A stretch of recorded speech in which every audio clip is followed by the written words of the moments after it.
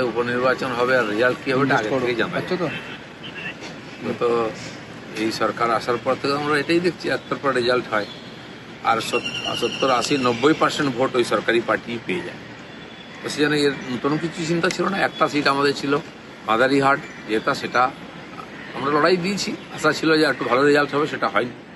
আগে 4টে সিট আমরা হারলাম, সেখানে আমাদের জেতা সিট ছিল, সেখানে অনেক বেশি ফারাক ছিল। এভাবেই ভোট হয়, এখানে ভোট করানো হয়। সরকার, তার পুলিশ, তার প্রশাসন, গুন্ডা, লোকে ভয়ে ভোট দিতে যায় না। সীতাইতে আমি গেছিলাম, ওরা বলছিল ভোট দিতে পারবো তো, আমরা বেরোবো কিনা, এই ধরনের প্রশ্ন থাকে বলে একতরফা ভোট হয়। তো সেখানে অন্য কিছু আশা করা যায় না। অন্য জায়গায় দেওয়া হয়েছে, ওনাকে টিকিট দেওয়া হয়নি, মন্ত্রী ছিলেন। তো স্বাভাবিক মনে সবার কিছু ক্ষোভ বিক্ষোভ থাকেই, কিন্তু যে পার্টির নেতা বানিয়েছে সেই পার্টির স্বার্থ তো সর্বোপরি। একবারে লিড পেয়েছিলাম যখন আমি এমপি জিতেছিলাম 19 সালে, তখনই মেদিনীপুর লিড পেয়েছিলাম। তারপরে বিধানসভায় লিড পাইনি, লোকসভায় এবারেও লিড পাইনি। সেটা আমাদের সিট ছিল না। হ্যাঁ, সেখানে কর্মীরা লড়াই করেছেন সবাই। জিতে গেলে তখন কি হয়? মহারাষ্ট্রে এরকম ল্যান্ডস্লাইড জিতে যেতে এরা কি বলবেন? তো জিতে গেছেন, তখন তো বলার সুযোগ আছে, বলে নিন।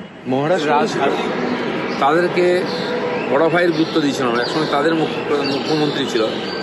তো তাদের সঙ্গে পরবর্তীকালে আলাদা লড়লাম আমরা, তারপরে তখনও আমরা এগিয়েছিলাম, একসঙ্গে লড়েও আমরা এগিয়েছিলাম। তারা বিশ্বাসঘাতকতা করেছিল আমাদের সঙ্গে। তো যাদের সঙ্গে শত্রুতা করে জন্ম থেকে তাদের সঙ্গে হাত মিলিয়ে কেবল ক্ষমতার জন্য চলে গেছিল।